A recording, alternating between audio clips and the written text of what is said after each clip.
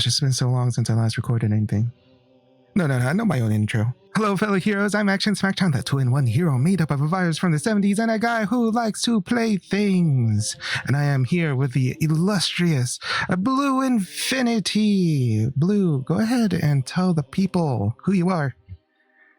Hello. I'm Blue Infinity 22, ex-speedrunner, pro gamer, and all-around swell guy. And he's extremely handsome and well-hung. Well, I guess if you see my avatar. You know, it goes for both of us, really.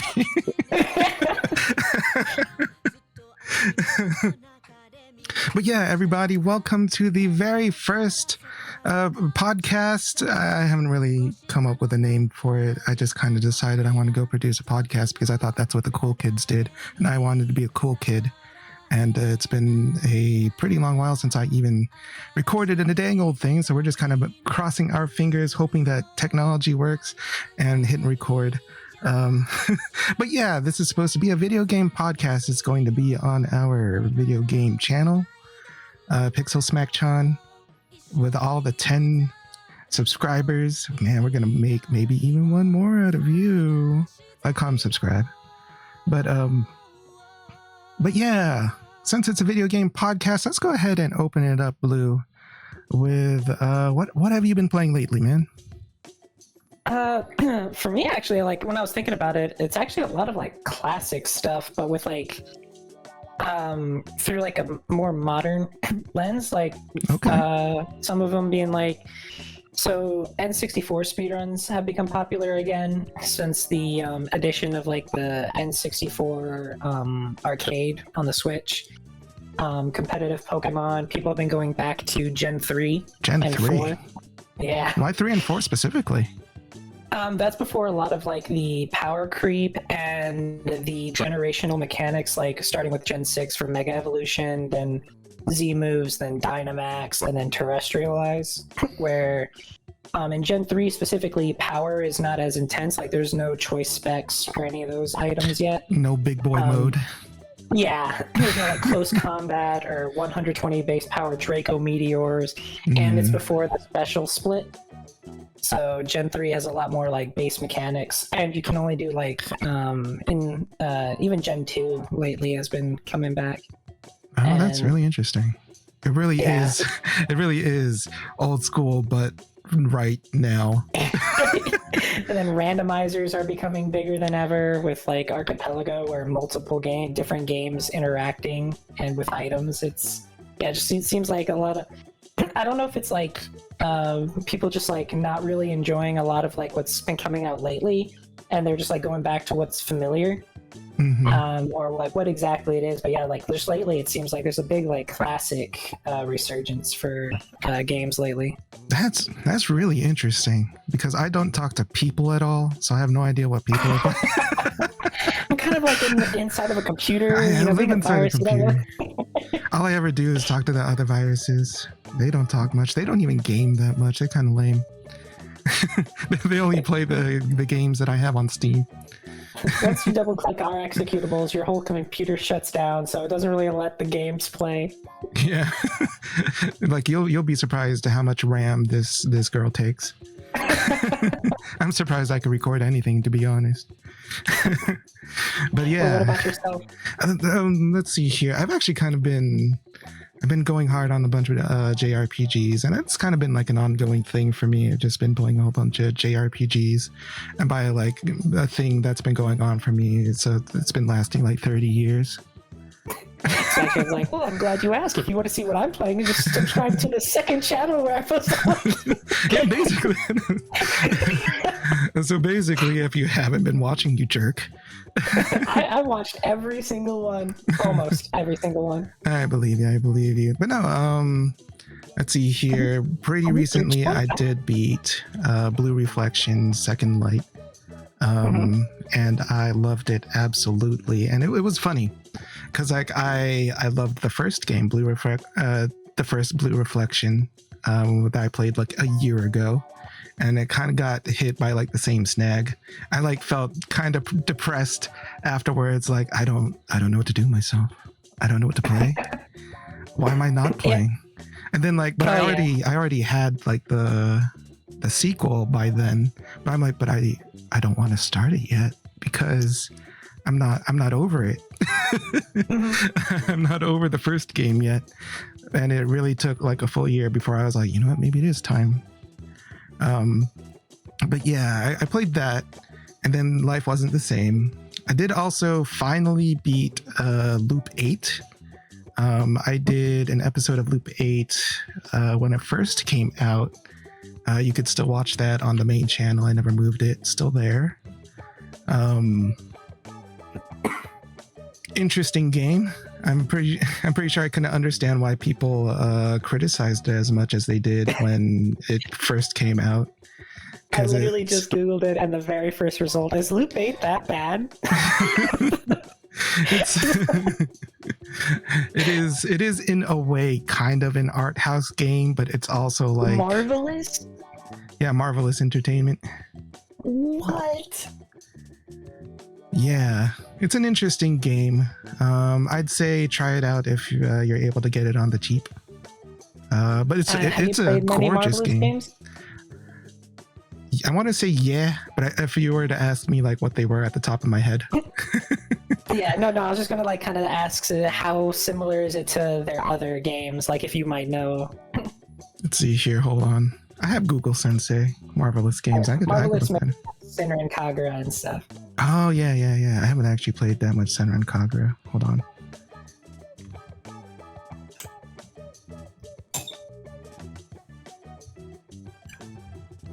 But not necessarily like the gameplay, but kind of like the themes and stuff. Like how like developers have their own kind of like habits and like unique style that they typically have in most of their games. Yeah. Especially with like publishers, they tend to publish kind of things that are pretty similar to each other. Because Marvelous hasn't had a stellar reputation in the last few years. See here, they're doing Freedom Planet 2.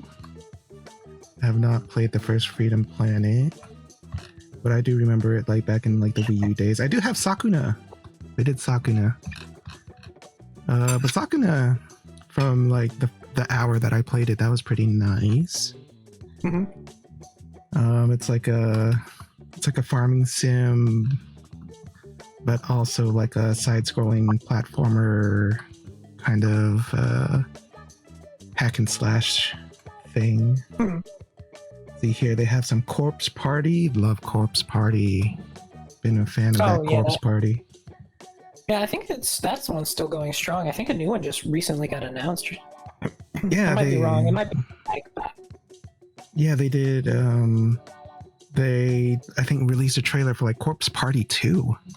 Yeah, it's like I recall something being announced.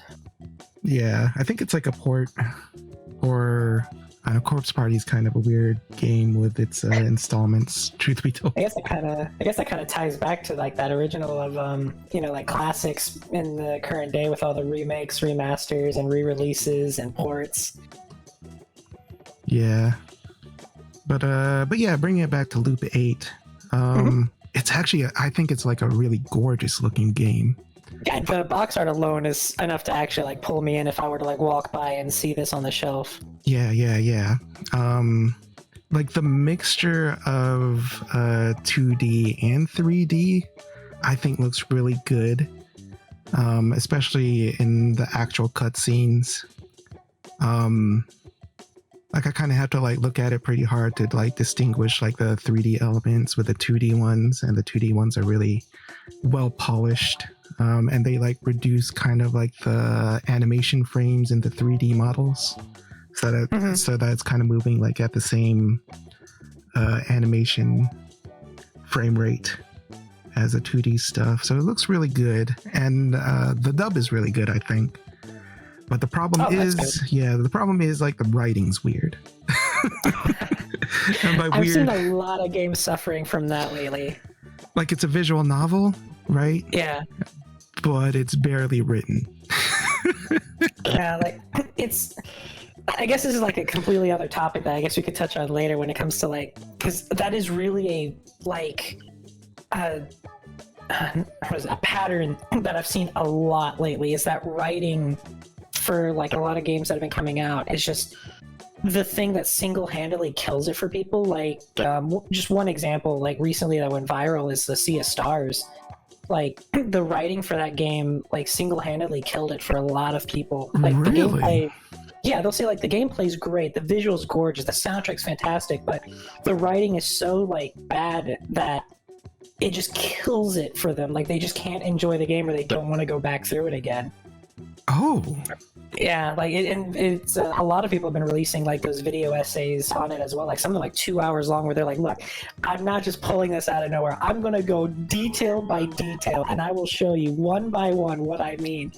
And it's just a lot of games have been getting that criticism too, like sequels to some games that are just like, oh, this is terrible. Like I feel like the focus on the writing started with like, at least in like the trope, the trend of it, people like talking about it specifically started, I want to say like maybe 2 years ago with Kingdom Hearts 3, I think is where people started to kind of like bring it to the forefront, their problems with like games and their writing. And I guess it could also kind of tie into like localization arguments as well, where it gets rewritten. Like there's a few games where their entire script is completely rewritten, and it's where it's nothing even similar to the original work anymore. Oh geez, that's still happening. Yeah. So it's just like, yeah, like I guess that's another like trend that I like. Once you mentioned that, it just kind of like everything just kind of like, oh wait, yeah, like I'm just like getting all these like examples that popped into my head when you said that. Yeah, but like if you get a particular ending in this game, the way it's written, the way this game is executed makes sense, but you have to get this specific ending. Oh no. And of course it was like the ending that I wanted, because I was after that, man. You wanted the one ending that was good? Yeah. Well, I wanted the one ending with the girl I really liked, because I think she was adorable. But anyway, like I kind of want to like see what you think of the game, so I don't want to actually like talk about it too much. I might like buy it for you as a present one day. Yeah, I mean, yeah, I'll play it. I don't mind. Yeah. Oh, and interestingly enough, I think it was Loop 8 that had like the producer from Game Arts, from like Grandia. Oh wow. Yeah. God, So it's like, so it's hard to say that they didn't know what they were doing, because they're highly experienced, right? Yeah. So it's like, but it's an oddity. Yeah. So like, I could totally understand if people didn't like it, but me personally, I still enjoyed it, so I would probably give it maybe 6 or 7 out of 10. Yeah, it looks like If the I average had that to- I'm saying is 5 out of 10. Yeah, if I had to actually like give it a rating, 6 or 7, 6.5. Yeah, there's a couple games that I'm like there's so much to like about it, but it just like, you can see why it wouldn't like take off with other people. Like I think some of the Luminous art games kind of fall under that, where like there's a lot to like about them, but I can see why not many do like them. Like, because you can just be like, you know, some people aren't really fans of like one of the trends is to try to avoid tropes as much as possible, or like the status quo. Like somebody pointed out that Final Fantasy is one of the biggest examples of that, where after 10 they no longer wanted to go traditional anymore, and so they kind of like every main line after that like seemed almost afraid of going back to traditional. Yeah, every main line. Yeah, every So I was about to say 10-2. Even went as far as to like, you can argue because it went back to it went more towards the action rather than turn-based. Yeah, it did bring back the ATB. But Yeah. interestingly enough, those dress spheres are kind of like almost like Final Fantasy V's Class system. system, which was really fun. But but the gameplay itself was pretty disparate from the first game. Yeah, and I think it's where like a lot of their spin-offs and like new series, like how Bravely Default was originally going to be a Final Fantasy until it branched off into its own series. A person could like make an entire like essay of games that were about to be Final Fantasy. It's like, so what about Xenogears? Yeah, I guess the same thing with Zelda too, where Captain Toad was supposed to be a Zelda game, and Interesting. Yeah, I think I do remember hearing that once. yeah, so it does seem like a lot of which I guess like back in when we were in college, that's kind of what the indie scene kind of filled, was the like traditional games that didn't really like want to break out too much, just because it's an indie scene, they can't really afford to be too crazy than to like what works with like maybe one twist to it. Like Reciteer was kind of like the typical dungeon crawler with a twist outside of the dungeon, things like that. But yeah, it would be cool to see more of like some of the old school traditionals, which again I guess goes to I guess that's kind of the kind of like the overarching thing of like why a lot of the classics seem to be resurging lately. Yeah, but it kind of makes sense because every game at some point was marketed as a love letter to the classics, to the point where it's not just like every game is like that. Now if people decide to ask, well, why am I playing this if I could just play the classics? You remember just go play the real thing. Or like the like Mega Man, when Mega Man 9 first came out, how that became the trend of just like going back to NES era kind of stuff. Yeah, that whole nostalgic trip. Yeah, like that was a huge trend then. Yeah, well, that was an interesting time because like it was legitimately retro, right? Yeah. Because like the 8-bit style, 16-bit style was just actually left behind at that point. Yeah. These days, we're getting more actually like 64-bit era nostalgia in more recent years, and I think people might even be moving on to PS2, possibly. But but definitely there was the whole sort of analog trend, especially with like indie games, especially with like horror games, indie horror games. There was a whole lot of that. Yeah, I've heard people talk about how they, with horror specifically, that the lower end consoles kind of added a lot to it. Like a good example of like the lower end graphics kind of improving the atmosphere is probably like the final boss of Ocarina of Time.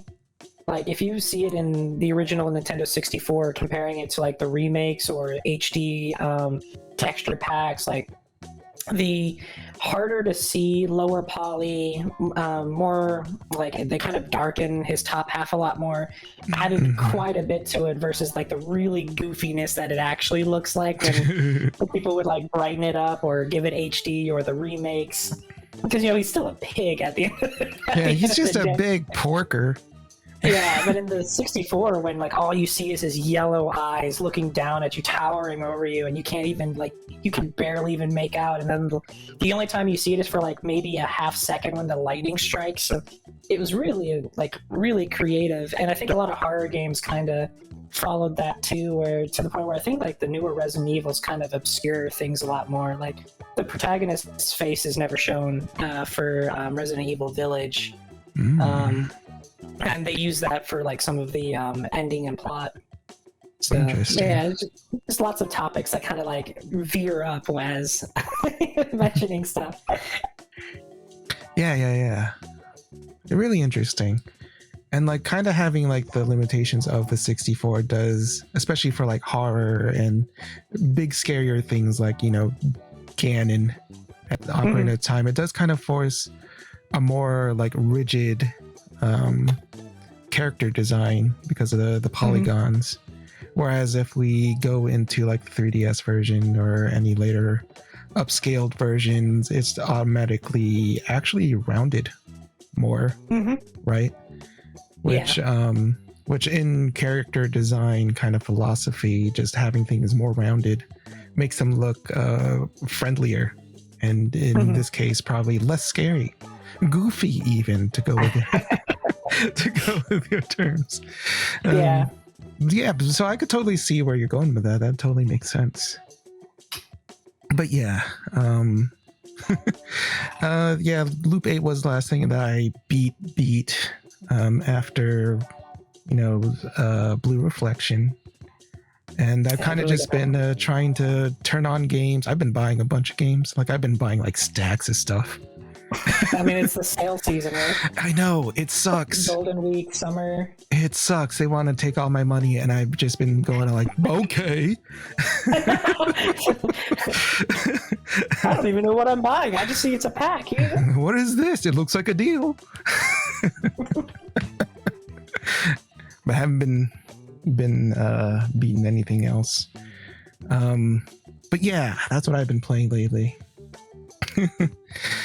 But yeah, that's what we've been playing lately. So since we're all warmed up, thinking about games, all sorts of dang old games taking our money, let's go ahead and head into the actual topic, the whole reason why people might have clicked on this video or podcast, whatever form you're watching this on, however you're consuming the Smacchan.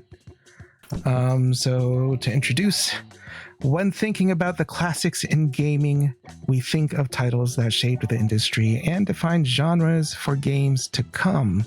While many franchises were content with catering to what fans loved the most about their titles within the game genres that they were emblematic of, some of the most iconic figures in gaming went on to branch out and, in some cases, proceeded to shape an entire other genre. In lieu of Nintendo releasing modern remakes of Mario's most influential JRPG spin-offs, Super Mario RPG and Paper Mario: The Thousand Year Door, what are other game franchises that need JRPG spin-offs? So, Blue, why don't you get us started off? What do you think? So, one of the ones that... So, I guess it's kind of a cheating answer. So, the one that Sonic got, it was like... was it on the DS?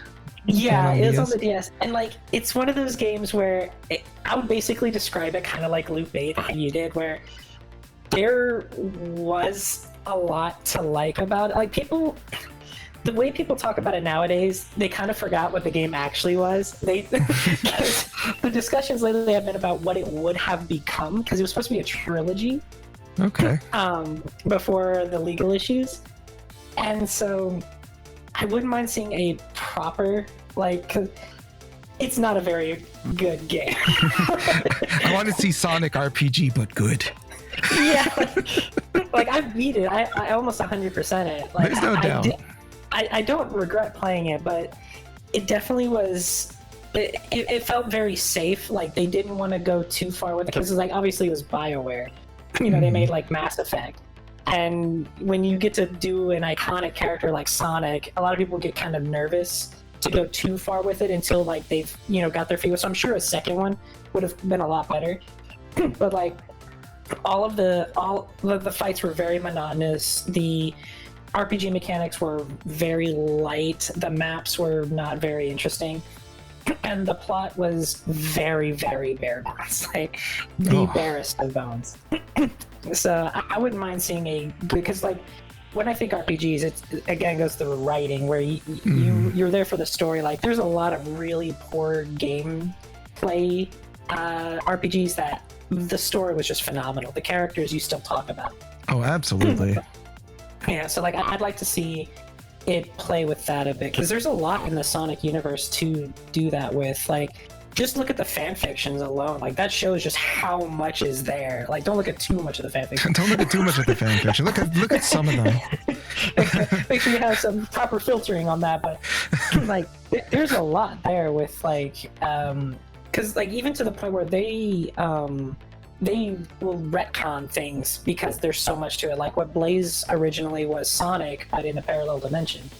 Mm-hmm. They eventually retconned that, but that was really interesting because you got to see a different side of Sonic and see how he interacts with other people, especially those that are antagonistic. So. Because Sonic has a lot to him. Like, one of my favorite scenes is in Sonic and the Secret Rings, the ending, which people will use to make fun of it, but I think that's the peak of Sonic. Ooh, Peak Sonic, Secret Rings. Yeah. I really do think it's such a strong showing for Sonic, but the most obvious is of course the comics, like adapting the comics. Oh, people love the comics. People love the comics. Yeah, it's just like you can even mix the Sonic crossovers with like Mega Man, which I heard was also really well written. It was awesome. Yeah, like it just Mega Man's had a good RPG. Well, I've heard mixed. Like some said it was a great RPG. X Command Mission, I think it was called. Yeah, Command Mission out for the GameCube and the PS2. Yeah, I've heard some say it was great, some say it was awful, but like either way, like that shows there's potential there. I think with all of that. So yeah, that's kind of like a long-winded like. Just do better. Yeah, there's so much there that like I really wanted to see, and the cliffhanger was really gripping. Well, how it was. So, because the game ended on a cliffhanger. The ending was good, if only the rest of it was. Yeah, there's just so much there that could have worked. That's my first one. No, I think that's totally fair, because like you do get some really good. When Sonic does focus on story stuff, it can be really good. I do think that Sonic Adventure 2 does have a fantastic story. Mm-hmm. So, like to have a game that would focus more on, you know, what we could do with Sonic narratively, build the world around him, because the Sonic world is a lot of different things. Yeah, so I think they really overcorrected with the memes of people saying that they really hate like Sonic's like friends taking up a lot of it. I think they really did overcorrect a little too much. Because it took a lot of like once you go past like even after Heroes, honestly, because I think that's when they started the trend of it with like Colors. Like Colors, people love the gameplay, but almost no one talks about the story. And Unleashed had like a decent story, and then like after that, like it's just all safe, or like you just never even hear about it anymore. As far as like the writing, yeah, they're just not focusing on it. Last one I played was Sonic Forces, and it just was not it, man. Yeah, I heard that was atrocious. My sisters liked it, but they were also like infants, so. They were fetuses. They had no actual opinion. Yeah, like I hear that Sonic Lost, not Lost World, what's the newest one? Oh my gosh, I'm blanking. Frontiers? Frontiers, yeah. I heard that is pretty good. Like I've heard people kind of like even doing fan theories, and I heard the DLC is pretty gripping. But I think it also kind of like I think it's a step in the right direction, because I heard it was pretty successful, but it still wasn't quite what people wanted. But I think another issue is that Sonic is different for so many people now, because now there's 3 generations of people who have played Sonic. Yeah, that's like 1991. Like that is really like the thing about like Sonic, is that he kind of has like a really wide variety of different like different faces to him, or maybe even different phases to him, more so than like the other platformer game mascots. Like Sonic wasn't afraid to try out things. Yeah, no, they were constantly trying out different things. You could respect it because, like, you know, there's a whole lot of reusing stuff, reusing ideas, reusing levels. I mean, Sonic does it too, but like the breadth of different just styles of gameplay that they were just trying out. Yeah, even Generations kind of points it out too, like classic era, modern era, and now it's called classic adventure era and modern era now.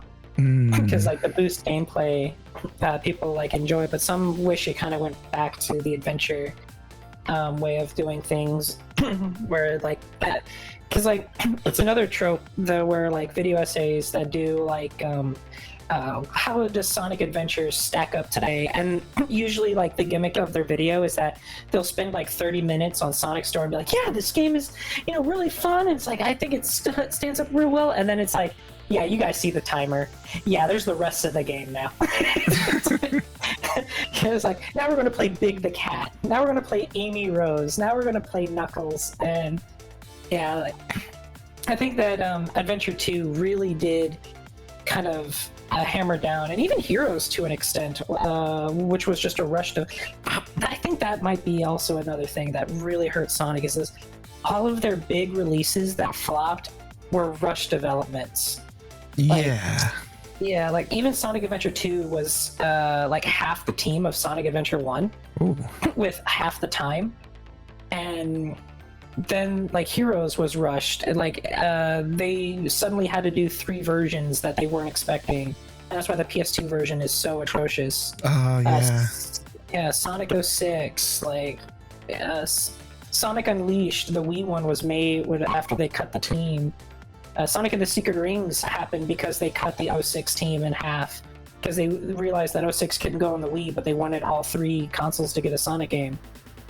So, it would have been crazy to have 06 on the Wii, dude. That would have been... Could you imagine? That would have been the stuff of legends. That's the true... That would have made even more history. Yeah, and like I like Sonic and the Secret Rings. Like I unironically like it, but it's just like with like the other theme where it's hard to recommend because like there is a lot of problems with it. Like the tutorial's like 2 hours long. Goodness gracious! If you want to learn how to play this game about going fast, you gotta spend 2 hours. It's required to replay it for 100%. You have to replay the tutorial. The tutorial too. The tutorial missions have rankings, so. Oh no! And it has level ups, so you have to power up so that you can go fast enough to clear the tutorial levels. And it's literally like the tutorial levels are like 10 seconds long. It's literally run forward. So you have to level up until your speed is fast enough to run forward faster than when you start. So it's like there's a lot of problems. I wasn't expecting Sonic to be a grind.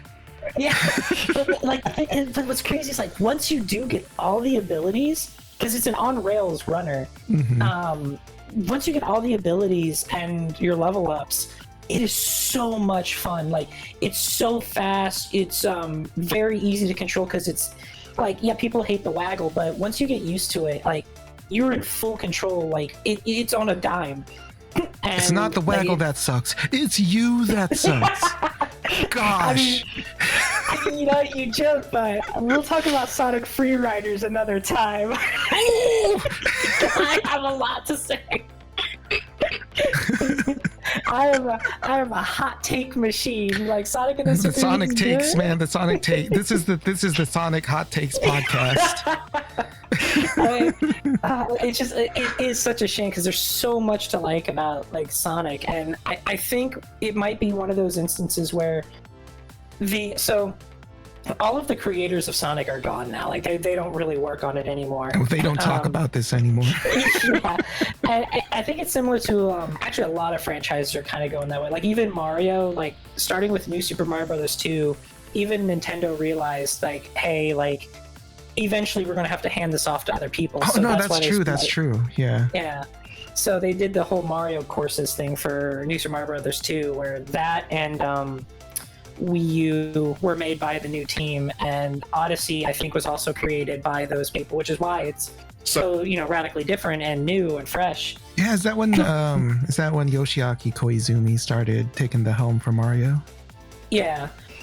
And even Zelda with they said that Breath of the Wild and Tears of the Kingdom were like entirely new developers at Nintendo that worked on it and gave the ideas. New kids. Yeah. With their open world gaming.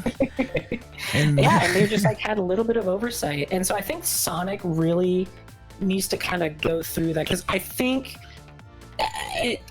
people call it the like irony era or the self-aware era, where they, like I said, with the whole overcorrecting, they listen way too much to like social media or like reactions from like online versus like how there's no like clear vision to it. It's like, because like when you just take a bunch of like memes, because Sonic became more of a comedy after a while, and which like isn't too bad. Like Sonic's always been funny. Like the Adventure era Sonic, he's a funny guy. He's a funny guy, but when he's taking stuff seriously, it's pretty cool.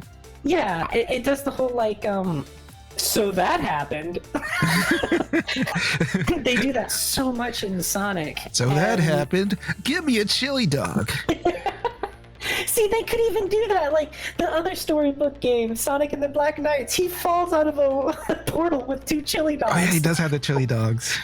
And it's cool. And then the scene is awesome. Well, yeah, they do use the chili dogs to show off. Yeah, they can. Like, it can work. And so I think Sonic just needs to get like a clear vision and like have a team that really kind of like works on Sonic to take it into a proper direction. Because I think the comics, like I said, is a really good indicator because those were successful.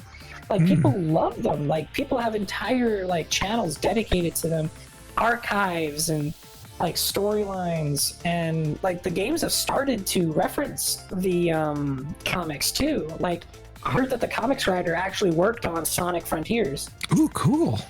So like it can work. They just really need to focus. And I think again, like the whole RPG thing could work very well to kind of like get that stepping stone in there. Yeah. Because Sonic Forces had people kind of excited to see where it would go, and then it just kind of forced itself out. Yeah, no, it's a pretty good point. It is fair to ask that we take another shot with a new lens, with a different team, with a different state of Sonic. Something like franchises that you kind of like have that kind of viewpoint on, where you're just like kind of wish you would, you know, go back or kind of reset. That's a good question. Let me think. I do kind of want, because I've very recently become a pretty big fan of Final Fantasy, because in the past couple years, I actually played most of the series. I have not played 7 yet, and I have not played 12 yet, or 15 and 16, but for the most part, I played most of the main title Final Fantasy games. And me, I'm just generally a nut for the whole turn-based JRPG gameplay, and you know, it was very well done in the early Final Fantasies. So I am one of the people that wishes Final Fantasy would go back to being turn-based combat, because they've been doing a whole lot of different things and leaning a whole lot more on doing the action RPG stuff, which is fine. Action RPGs, they're easy to pick up, they're intuitive, but the more turn-based JRPGs I play, the more I'm all like, there's a whole lot more to this genre that I think can be done. Yeah, so I wish they took a second stab at exactly how 10 did it. Like, it was such a unique way of doing the turn-based, but they just never did a second attempt. Yeah, but there is like, in a way, there is something beautiful in that only 10 is like 10. Yeah. Not even 10-2 is like 10. Yeah, like people still go back to the PS2 original too. Absolutely, I bet. But yeah, to answer your question, definitely Final Fantasy if I could go back. And in a way, Kirby. Not that I dislike Kirby's direction at all. I love the Kirby devs. Everything they do, I absolutely adore. I feel like they understand their fan base. Yeah. But during the Dark Matter trilogy, there just felt like Kirby just felt a little bit different. You know what I'm talking about? Yeah, definitely. Kirby's Dream Land 2, Dream Land 3, and 64, because it was not Sakurai at the helm. It was a completely other director who only worked the Dark Matter trilogy, then disappeared from the face of the earth. I can't even find him. Yeah. But like, if we could kind of, he is Dark Matter. That's the problem. I'm suspicious what's Dark Matter. We destroyed Dark Matter, and then all of a sudden the trilogy ended.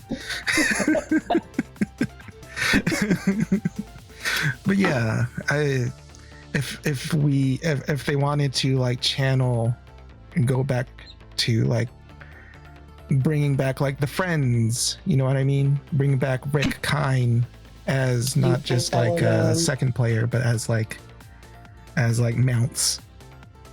I could see Kirby's mechanics fitting very well in a JRPG. You don't say. Kirby being the different classes as like the main character that you have to play as, then his friends as supporting. Yeah, it's funny you say that, Blue, because to go back onto topic, one of the games that I would love to see with a JRPG spin-off is absolutely Kirby. Yeah, it could definitely work really well. Like, this is.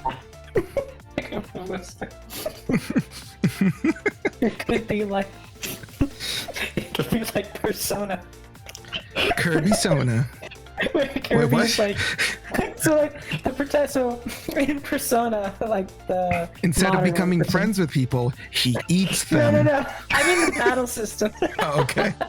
But yeah, like yeah, you can implement the Kirby Squeak Squad mechanic, whereas like in the stomach you could swap powers on the fly in battle. But you can use it like that. But yeah, like the Kirby being the main character, his different copy abilities could change how his commands and skills are. Exactly. Whereas the partner characters, DDD, Adeline, Rick, Ku. But yeah, they could Gooey. be more like traditional. Well, Gooey can still be kind of like Kirby. But Oh, true. yeah. But no, That's like the, my thoughts exactly. toy. Taking advantage of the copy of abilities from the mainline Kirby games and translating that into mechanics for like a turn-based system would make for like even kind of like a really interesting class system if you want to go that far. But Yeah, like there's so many things creatively you could do just with the idea of copy abilities. And even if you wanted to go the direction of even how you're able to summon helpers. Oh yeah. Like if you did that. Like, I was joking earlier, but you could really take advantage of the mass attack system. Yeah, where Kirby yeah. is allowed to store 5 different enemies or abilities. You could fuse them while in the stomach to make new abilities. Yeah, that that could even like end up being a little bit SMT fusing things. Yeah. You could add enemies to it instead of just their abilities, and then you could use them as like summons for like a quick attack or like that. So you don't have to commit to swapping for a turn. Yeah. Or have you ever played on the PS1 a game called Guardians Crusade? I have not. Oh my gosh, I played it a couple years ago. That was a really interesting one because like you have like these toys that are kind of like so funny. Yeah, like I feel like you'd probably enjoy it a lot if you finally tried it. What an impression! Are you looking at Baby? The weird hippo I looking thing? googled it. I googled it, and just what I'm seeing right now. Yeah, Baby, and there he is. This picture of him riding Baby towards the camera. Oh. Spoilers, Blue. I'm sorry. But no. It's a wonderful game, and it's it almost has like a Earthbound personality to it. Oh, the artwork is gorgeous. Definitely try it. Nahani? Mm-hmm. That's gorgeous artwork. But yeah, mechanics though, battle mechanics. It has these toys that you could find on the map, in treasure chests, whatever, and you kind of use them like items. But functionally in battle, they actually, in a way, act a little bit more like summons that kind of stay in the party after you use them, and it kind of just repeats an action every turn until they run out of juice. And you could like throw out multiple. So you could have like 3 of those while you're fighting alongside Baby and a bunch of toys. Making for like some really interesting mixes of strategy depending on like the functionality of your toys. So we could kind of do that with like the copy abilities. If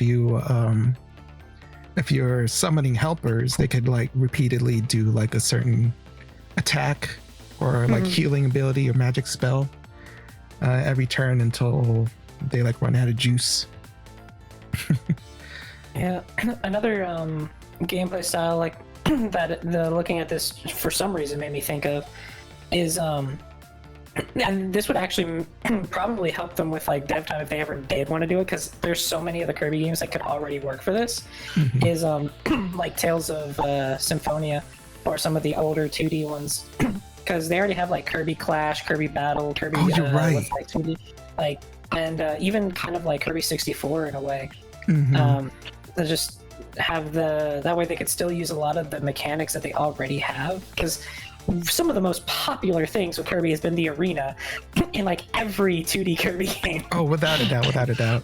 Yeah, so just like that could translate really well to an RPG. And just like expanding it a bit. Yeah, just kind of putting that on top of just Kirby lore, because Kirby lore is fantastic. It is. It is some of the most. It seems to be too. It is, like they have like real notes somewhere, but it's something that they just don't address directly in the game. You just kind of like pay attention, look at the background, look at the earth. Someone analyzing Star Allies, and they brought up like 3 different Kirby games, and they're like, "See, this answers a question that we had about this demon." I'm sorry, what? Excuse me, demon? Yeah, you know, the space god demon? I was like, oh, okay. Oh, you mean like the round smiley thing that just exploded? Yeah, you know, that demon. Hellspawn. Yeah, so I feel like it could work really well with just like a little bit of tuning. Yeah, because we've seen it be slightly turn-based with Kirby Superstar and the Great Cave Offensive. Exactly. Oh, I loved that so much as a kid, and I still love it as a grown anime girl. Now that I'm grown, I realize, I should press the shoulder button during this. Right? Oh, I should block. No, blocking's for wusses. Yeah, I never pressed the shoulder button. That also happened to me in the Batman game, because the shoulder button was like the only way to do certain actions, like shoulder button to aim with the select button to shoot the weapon. Yeah. And so I'm just like, okay. So yeah, I never press the shoulder. But yeah, I think Kirby, like, it's just really good for doing that kind of thing. Yeah, like, it would absolutely. Like, first of all, the world itself, the worlds themselves are gorgeous. They're fun. You want to run around them. So giving us like the opportunity of it too. You know, you start off in a peaceful town or peaceful time, and then it just slowly becomes apocalyptic. Like, it already follows that. You're right. And then by the end of it, you destroy God. It's already it's already laid out for us. Like, Kirby devs, I know you want to do it. Just to do it.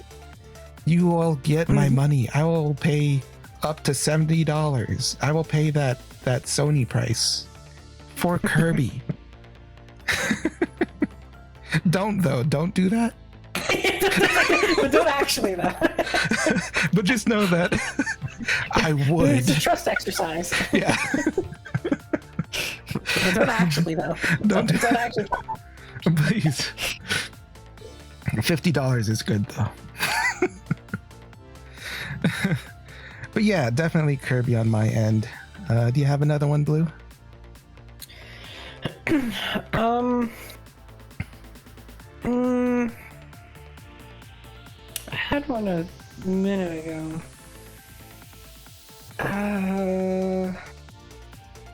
What is one? Like, yeah, it's interesting seeing some of the games that kind of like tackle different genres, because like Kingdom Hearts Recoded also changed to a turn-based style in one of the worlds. Really? And yeah, it actually fit surprisingly well. It Recoded in the Hercules world, the game changed to a turn-based JRPG, where it was like I'd say closest to Final Fantasy X. I don't think it was ATB. I think it was actually straight up turns based on your speed stat. And you actually like leveled up. It resets you to level 1, and you were able to go through the world. And whenever you touched Heartless, it went into a turn-based over-the-head view with you, Herc, and Cloud on one side, and then whoever you were fighting on the other side. And you had attacks, spells, items, and it's really interesting. seeing that kind of thing. I'm trying to think of. It does make you wonder, like, how there isn't like a larger Kingdom Hearts spin-off where it is turn-based, where they do give more homage to Final Fantasy. Yeah, I'm trying to think. Did Zelda ever do? I don't think they did.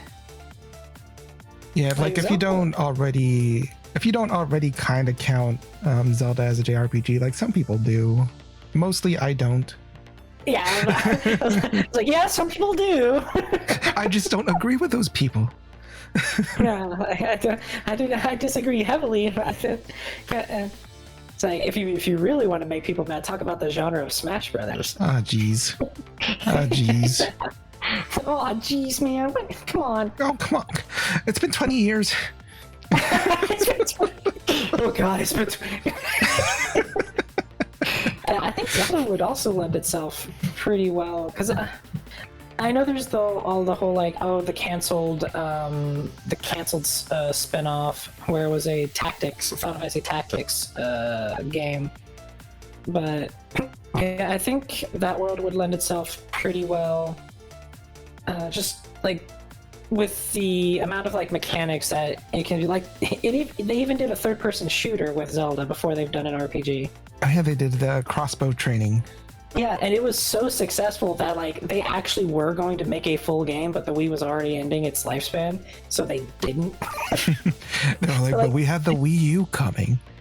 Yeah, like they actually had like a full-scale game planned ready to go. Dang. And they snuck the dragon in at the last second against the wishes of the director. Oh. That was funny too. He's like, chill out, I want to go to bed. Stop murking. And they're like, no. They only wanted to allow like one boss, but they're like, but we want to add a dragon. And they're like, no, that's ridiculous. And then they did it. And they're like, oh, it's too late now. Inform the union. Yeah. Yeah, like, and like it's sold really well. Like, I mean, I have 2 copies. I have 2 copies. The game was really fun. I could build a house with them. Start giving them away with cereal. He got a power-up to make his crossbow a machine gun. Gosh. How come that's not more things? Machine gun crossbow. Just like spraying like a minigun. Yeah, like, but yeah, it can lend itself really well. Like, there's just like endless possibilities with how much there is in the game, like world and characters and design. And I'm also kind of surprised they haven't done what I guess it's like to its testament. They haven't milked it more. Because like, just thinking of all the like really silly like budget titles they could do, like a horse racing game. I feel like that would do really well too. Raising Epona. Yeah, like raise your own horses at like Lon Lon Ranch. Like I get it. Like there's several horse racing games that put Malin in it. I'll play it. Oh yeah, anything Milan is in, I would play it. Yeah. Put Malin in it, put Marin in it, put both. Yeah. Change up. Who's Marin? Right? put every version of the same girl. Yeah. Like it would like definitely work. Like even just like I mean if they would do Tingle's freshly picked rupee. And I heard the second one was really good too. That's the thing. Japan did love their Tingle. Really Japan loved their Tingle. They did too. Yeah. Like I had definitely had fun with Tingle back when I was a kid. Like Wind Waker Tingle, I thought he was a fun guy. Yeah, his brothers wanting him to die was funny. Yeah. One of them was hidden because he was building bombs, and you could only find him on your Game Boy. Yeah. I love the Game Boy integration with the GameCube. He was like, I was planning to kill you. Why? Why? Have you seen a mirror, kid? You were in jail! Did you forget? Did you forget about laws? You actually earned the death sentence. I don't know why you're in the jail. Gosh. I think going back to the JRPGs, several fighting games would do really well in an RPG spin-off. Games. Okay. Like Blaze Blue, I'm surprised didn't eventually get its own like non-fighting game spin-off. Yeah, especially with Blaze Blue being so narratively driven. Yeah, like it has like 6 games, right? Like, yeah, Calamity Trigger, Chrono Phantasma, Central Fiction. Like, I have the boxes in my room. But yeah, like, I'm surprised it never got one. Dead or Alive, I think would be able to, but I don't think it would fit too well. Like, it has a huge narrative. Like, its plot is so intensely deep for no reason. There's just such huge plot in DOA. Yeah, 100% of my dollars go towards checking out the plot. My favorite character is Honoka, and she has so much plot. That's one of the surprising things is Honoka and Marie? Oh god, Marie. So after Dead or Alive 4, when the director and the guy who created it left, they did 5, and that one was okay. Like it really like clearly had a different direction. And then 6 just killed the franchise. Like, it was just so bad. And it like completely went away from anything that people liked about Dead or Alive. Wait, hold on. Like 6 did bad? Yeah. No, wait, hold on. But that's the one with Kula Diamond. Yeah, it like killed the franchise. No, that's really the best one. They finally really got Best Girl, and then people didn't want to buy it. Yeah, that's what's crazy too, is that like even in the Neo Dead or Alive era, like some of the most popular characters came from then. Like, it is so easy to forget Honoka was after like Dead or Alive 4. And I think that kickboxer lady, also short red hair, I forgot her name, but she was really cool. I know who you're talking about. Was Post, but yeah, like it's surprising that like some of the most like iconic now characters were post Dead or Alive, but like it really is a shame like how it's the franchise is treated. Like it really is an example of like going away from what your base enjoys to try to be more mass appeal could really backfire, because it like it changed a lot of stuff, and it really changed the direction where the series was going to go. But yeah, the plot is just so like intricate for like really strange reason, and you get to finally make it digestible by playing the 3DS one, because they decided to make it into a story mode. Really? And they did that on the 3DS version. Yeah, the 3DS version basically took the Dead or Alive 4 engine, which is great. They did a few edits to it, and they gave a ton of costumes, which is also great. And then they made the plot for Dead or Alive 1 through 4, and it, instead of it doing it like in an arcade mode way, was a coherent single narrative story, and voice acted. And it would use like dioramas for it, if I remember right. I had no idea there was actual like value to getting the handheld version. Yeah, it was like surprisingly cool, and it had everything from Dead or Alive 4 in it. It was just so cool.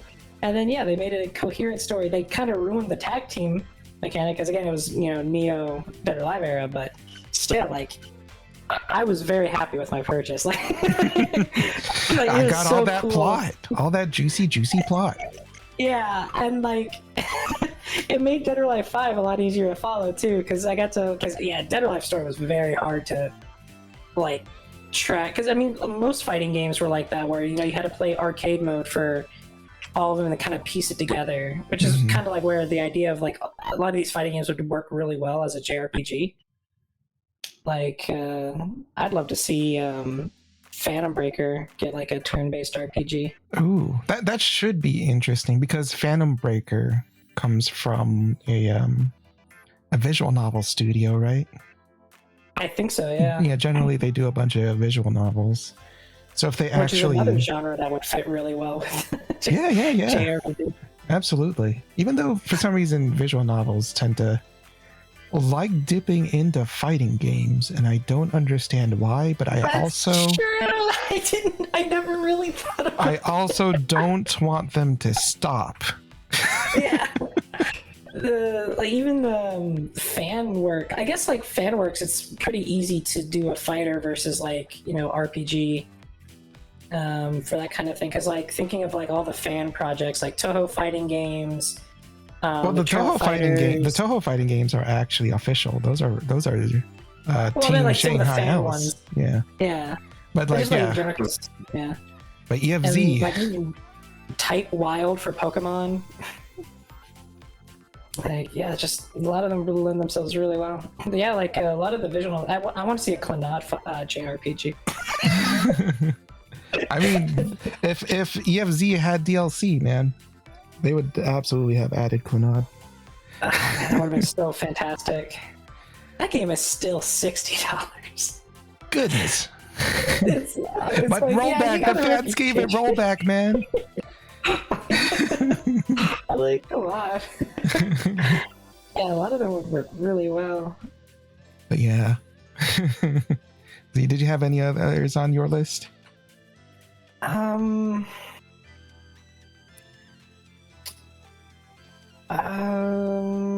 Because kind of going on the same vein, one of mine, because the characters are awesome, the world is hilariously interesting, you could easily take it kind of an Earthbound direction. My answer is WarioWare. I want to see WarioWare JRPG. And funnily enough, I don't think there were any JRPG callbacks in any WarioWares that I played. Right? I'm trying to think. I want to say there was in WarioWare Gold. Oh yeah, I haven't played through Gold yet. But it's something. Gold is kind of difficult because that had fan content, so I want to say at least one. Some nerd have to have. Yeah. Like you had to pick like the right command in a list or something. But yeah, like thinking like WarioWare meets Dragon Quest, I think that they could have a whole lot of fun because the WarioWare characters just have so much charisma. I love my Ashley. I love my Cricket. I love my Ashley, and I also really like Ashley. Wario's okay. Mona's also a character that I enjoy. Fantastic. I'm a huge 5-Volt fan. Very big 5-Volt. Oh yeah. Oh yeah, I'd love to watch 5-Volt like nerd out. She would be able to use her that form in Game and Wario. Oh gosh. When she put her limit gauge fill. It'll be like a Final Fantasy 9 like. Oh yeah, that's her transform. Also, I just put it together that it's a pun this whole time. Transform. 20 years, man. I'm actually. I never noticed it either. Goodness gracious. That's great. For 20 years, I thought these guys were creative, but they were just messing with us. They played the long game. We're gonna pretend that we made up a term, but we didn't. That's amazing. It's like, hey, did you notice our Henshin?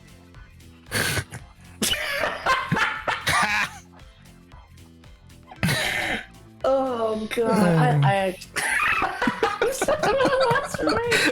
That's so funny. But yeah, I would absolutely love to see WarioWare do Dragon Quest. They would definitely be able to, because Game & Wario has him kind of wanting to cash in on the craze of video games. Every time. It could work really well in many different ways, like whether it be Wario going on like a Wario Land kind of adventure for greed, because like Wario Land 4 was all about his greed. I guess also Wario World was like that too. Well, I guess Wario is just kind of that kind of guy. Yeah, but he could also do it in the Game of Wario style, where he wanted to create a best-selling hit title, and so it could be Wario Quest. Oh, that's a good. Oh, we already have titles. Oh. And we're just playing the game that he's trying to sell, or like be like the kind of the QA tester. And it could even like be like you play a chapter and do like Paper Mario, where between chapters it cuts to the real life where he's like working on the game and do some kind of skit or something. And then the next chapter's done being developed, and then you're playtesting that one next. And it cuts back to the game, something like that. I think It's something like that. And then they could just do something with like the general WarioWare formula, where they could kind of mix up the gameplay with micro game related activities, maybe for like attacks or something. All right, we get it. WarioWare is going to parody Yick. All right, we're going that. That's what we're gonna do. I mean, it's kind of Undertale-y. Yeah. Kind of, I don't know. WarioWare does Yick. It's so good. It's so cool. What is happening? Hurry up! I'm yicking out right now. That would be fantastic. But yeah, so much they could do with it, and it'll be fantastic. I think another one that would... So this would be kind of a little strange, but I think for like a turn-based RPG, I think Fire Emblem would lead itself really well to it. Interesting, just changing the subgenre. Yeah, like if they go like the Final Fantasy VI route, because Final Fantasy VI had like a 12-character roster. Yeah, like, they had a really big roster, especially for the time. Yeah, like I think it could fit really well, because like they did Warriors, and that was really well done, and it had a smaller cast. Mm-hmm. They're like story focused, but yeah, if we're talking like Fire Emblem, they could do it basically like a Suikoden. Yeah. Have like a huge cast, recruiting characters. And they could even go like the whole engage route as well, where it's like they have a ring that completely all like changes their stats and like almost like their class, even giving them new skills. So they could even like make it even like an anniversary game kind of game where, like, I know people are kind of getting sick of Fire Emblem constantly calling back now, but I think if it's done right and respectfully, that people like they get to see their favorite characters, where it used to be it was one and done. And I think people will never get I'll never get sick of seeing Erica. I will never get sick of seeing Felicia. If only they would give me more Felicia. Yeah, like there's so many characters that they could do, or they could even go like the Smash Bros route, where they have like just like their concept art that could be that could give them some kind of bonus when applied, like the Spirit of Mia, and it just shows like Mia's concept art from Radiant Dawn. Oh, and Mia's cute. I like her. Yeah, she's an incredible character. So like I would like to see them. I think it would work really well if they were to do try to make like a proper turn-based RPG. Yeah, it lends itself to a lot of possibilities, and now that they've added a lot of like supernatural, like they could definitely get it to be interesting and not too far out there, especially with like Tiki and the dragons. Like there's just so much that they could do there. Yeah. Oh, speaking of like kind of the supernatural element of things. One I want to see a JRPG for is actually Resident Evil. I thought about that. Resident Evil, because it is based off a JRPG, a turn-based JRPG. Much of the inspiration for Resident Evil came from Sweet Home for the Famicom. Oh, yeah. Forgot about that. Yeah, so I think it would be really interesting to take Resident Evil, which was formed off of that, and then see what they could do, turning it back into a turn-based JRPG. And Resident Evil itself also has a pretty interesting mythos and characters that we could stand to learn more about. Yeah, they could definitely pull that off, especially with them. Like people would argue that Village was a lot smaller of a package. Like they could definitely get like a more like contained, three structured RPG out of it. Mm-hmm. For sure. And just generally, I really like the concept of horror RPGs. Mm-hmm. I think they're really cool. Like Shadow Hearts. Oh yeah. That's a dang good series. And you bet I'm excited about Pennyblood. Let's bring back Kodelka. Yes, please. Oh gosh, I do want Kodelka. So expensive. I keep on buying stacks of other games that are not Kodelka. I can let you borrow it. I have it. I could let you. I could borrow it from you, and then like not return it. Never mind, you're good.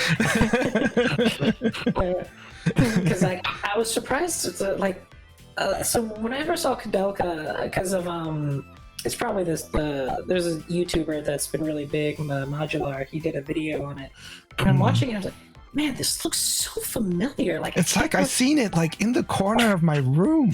No, it's because my mom had it growing up. Oh, she yeah. got it at launch.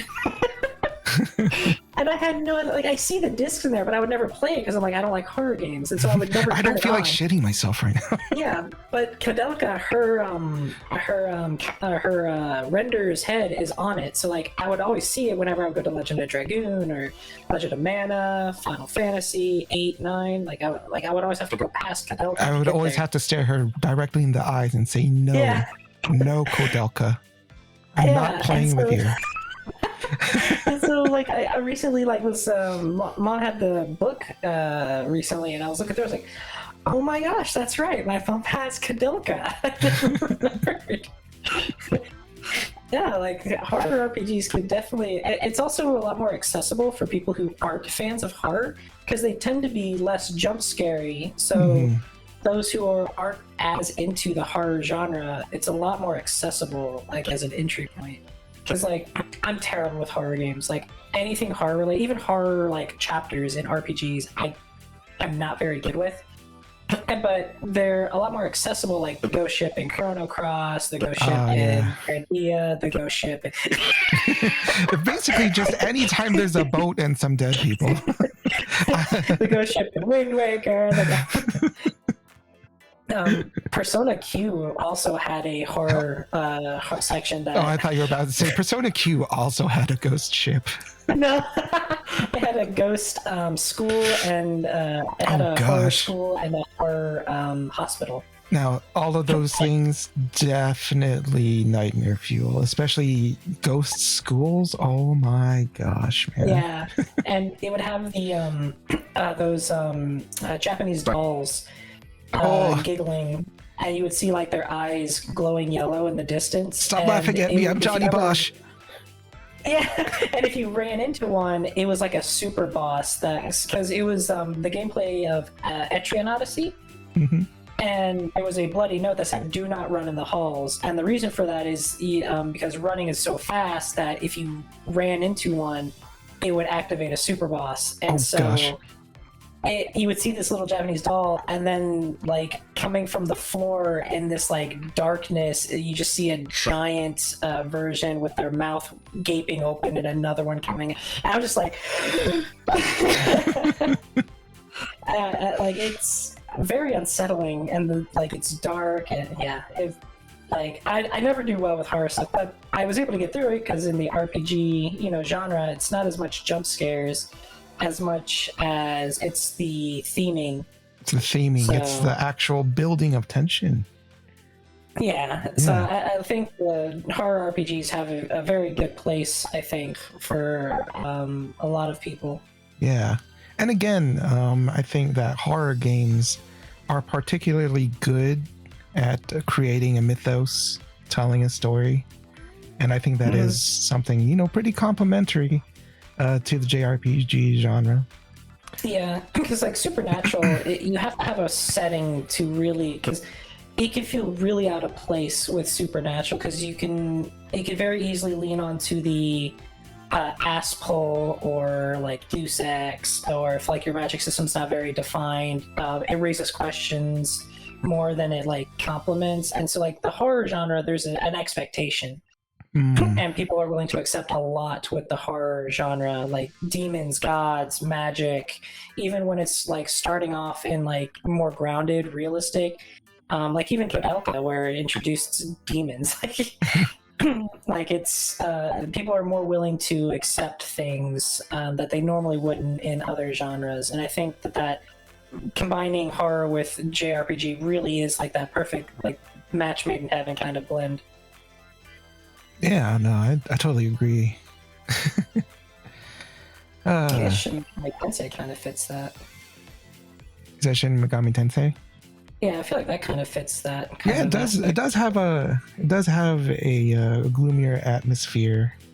It does kind of fringe a little bit on horror, because it does have a larger emphasis on like demons. Yeah, like you see the entrails of someone dragged across the floor. Yep. Yeah. No, I would definitely crap myself. I was like, oh yeah. The one I was thinking of was like Shin Megami Tensei 3, I think, because you follow a trail of blood through a hospital. And then you open the door, they're like, hey. So it's like, I'm glad you guys are chill. Just ate that girl. You next? You next, bro? No. No. It's all you, man. It's all you. See ya. You dip. Then you have to fight like a giant shark dude or whatever. And you laying down F-bombs. I've only played a little bit of SMT3.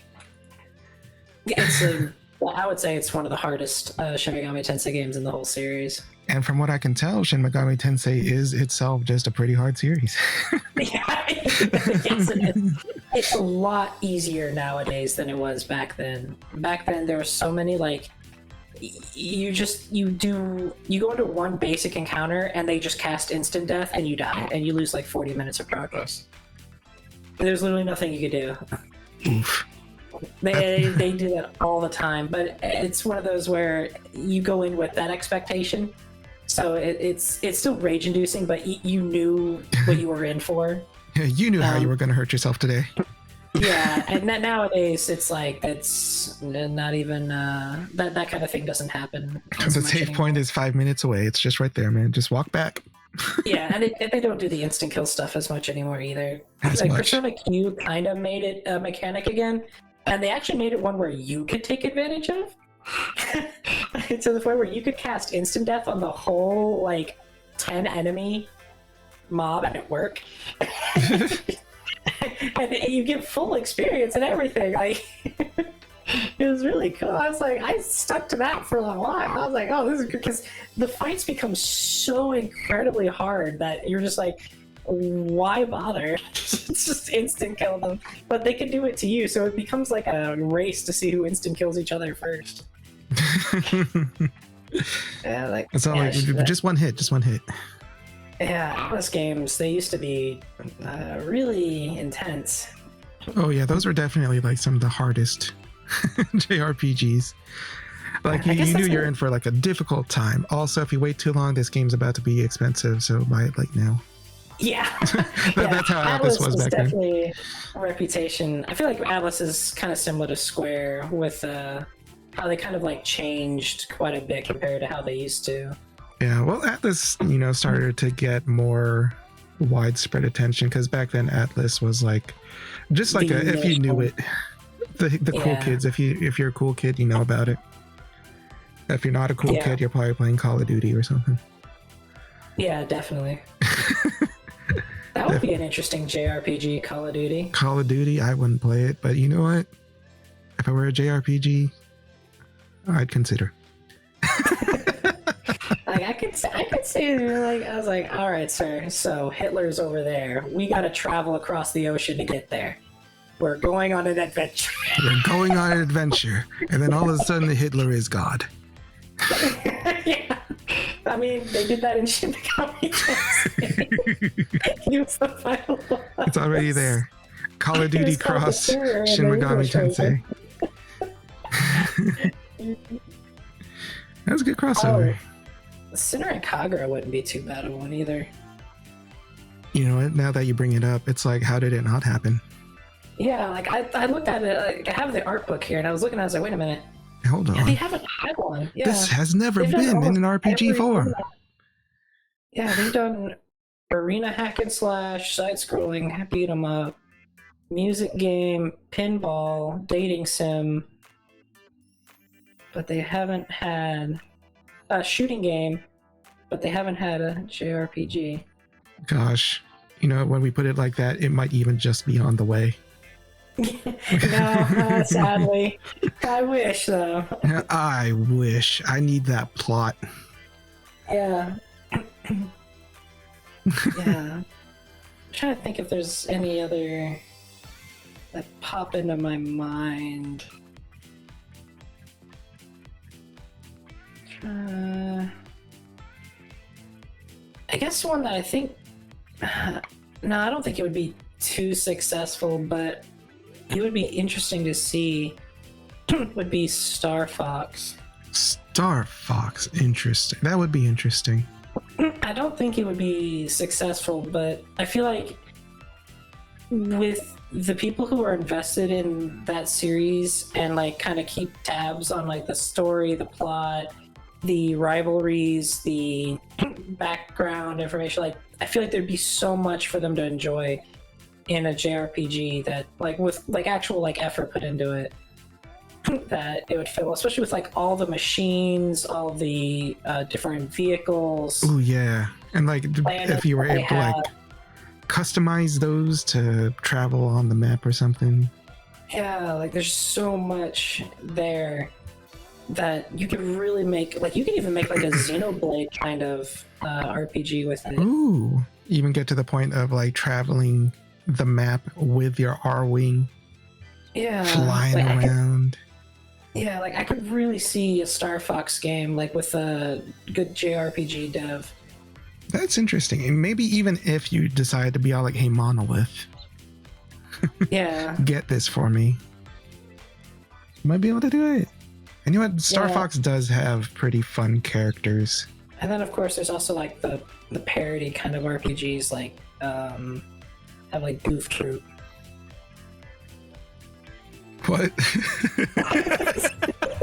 That's when you know you're running out of art. When you're running out of ideas. No, you're like why not Goofy? What popped in my head was like the Fresh Precipice of Darkness 3, and like some of those other like more comedic RPGs that were clearly like, or like South Park: The Stick of Truth, like some of the more like comedic ones that. Like you're just like, wow, okay, like why? How would this even be like come up with as an RPG? And the answer is Goofy. Yeah, like I don't know if it's like I just haven't seen many, but like some like I feel like there's such a huge like place for some of the more like comedic RPGs that to really like play around with. I'm sure there's like tons out there, and I've just like never seen them. Oh, you know what? Like, the one that screams to me, and there's I do have a little bit of caveat for it, but for a comedy RPG, JRPG, that is absolutely on my list right now because I'm extremely biased towards it. Katamari Damacy. Oh yeah. I would love to, but I do have one caveat, and it's very unlikely to ever happen, but I would only want it if it has the original director from the first and second game. Keita Takahashi. he's not trying to come back. But the reason why I would want him and for Katamari Damacy and to have to see what he can do with it is because him as a game designer, he's always going for something just completely offbeat. And yet it's just so something just so tangible as a game, right? He has like a simplisticness to it, to every one of his designs, like Nobi Boy and Katamari Damacy itself. There's a simplisticness to it that he just brings a crazy personality to. It's such a skill that's so hard to have. It is, and he's a really particular talent because his history as just a creative person is in like playground design, as opposed to having a history of like being a game designer for his career. So cool how like different like hobbies or like jobs and like that unique perspective on other like media.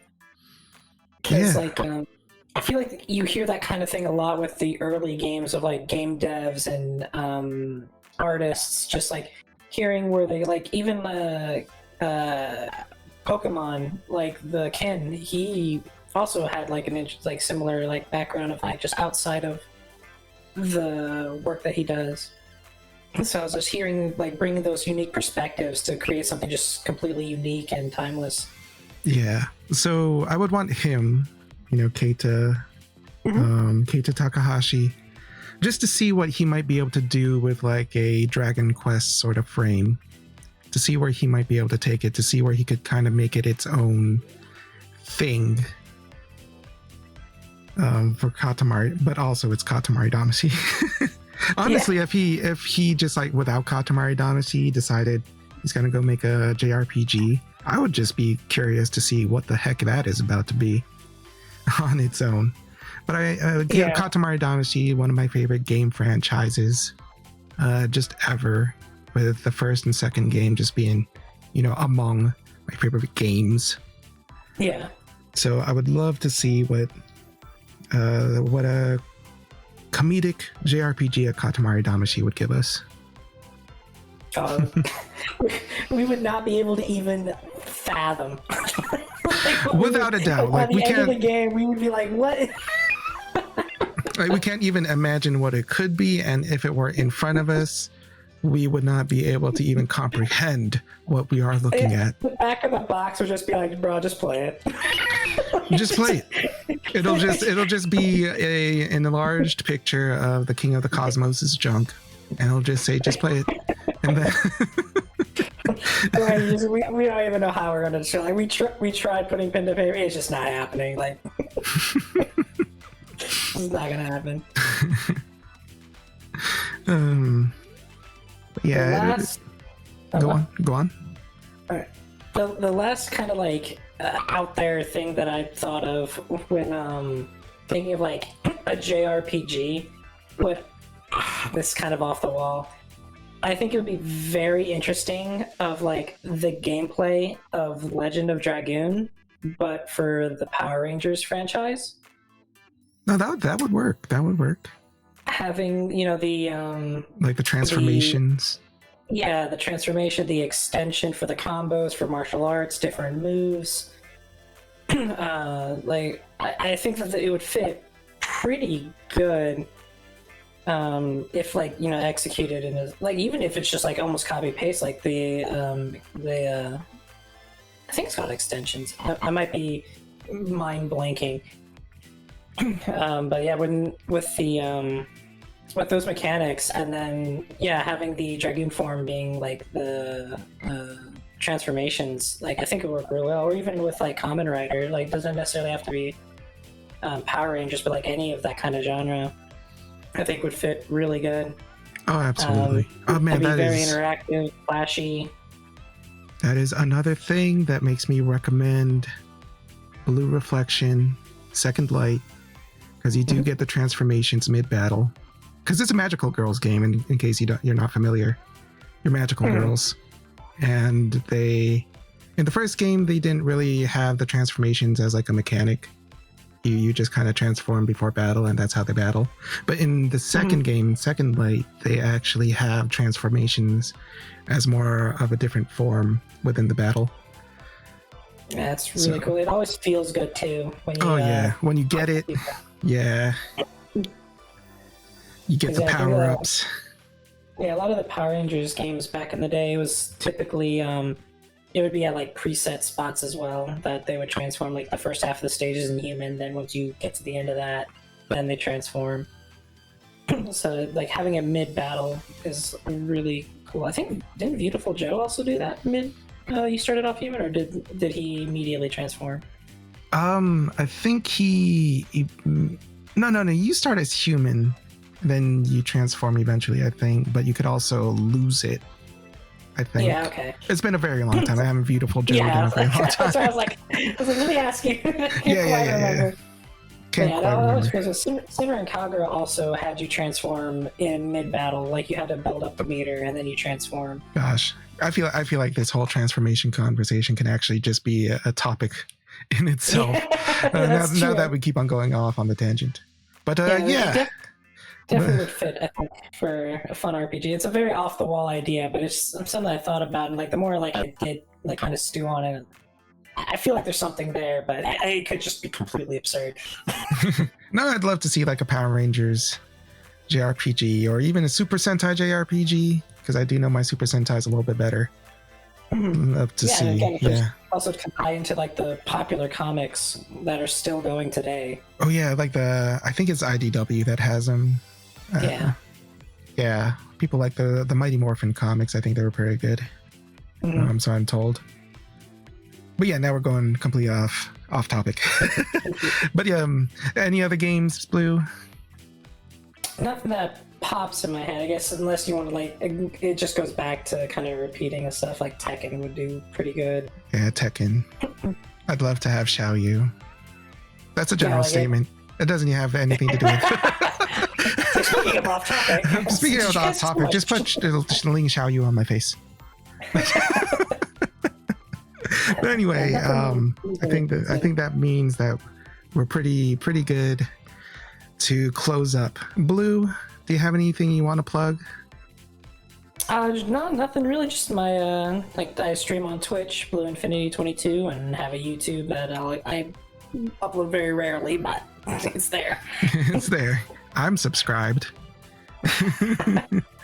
And you could definitely follow me on Twitter and Instagram at Action Smacchan. If you haven't already subscribed to this channel, the Pixel Smacchan channel for gaming content.